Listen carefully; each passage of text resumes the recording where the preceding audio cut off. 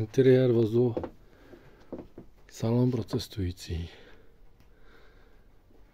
Ve stavu, kterém ÚVKSČ neschválilo, a to z toho důvodu, že chtělo zachovat 45 míst, jako měla předchozí vůz Ešel 11, ale i místo pro kočárek. V tomto stavu je pouze 43 míst.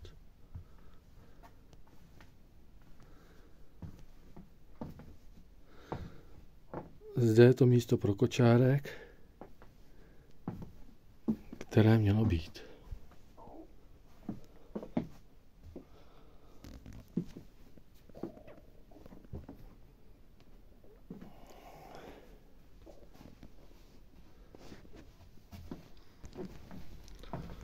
Opěrada sedadel jsou všechny z bur,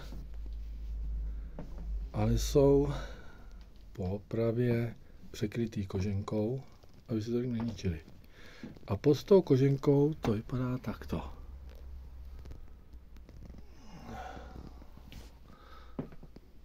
Vojáci měli většinou hnědou koženku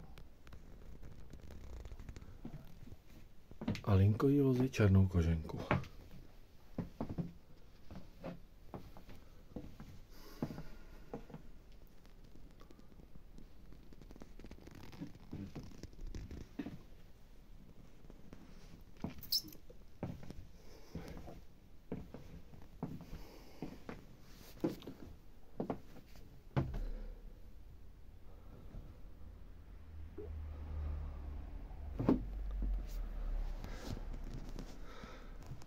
Co se týče závěsů na oknech,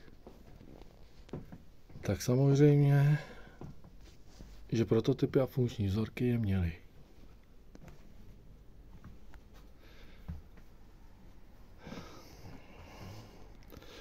Tento kaslík samozřejmě atmosféry neměly. Ty přišly mnohem později.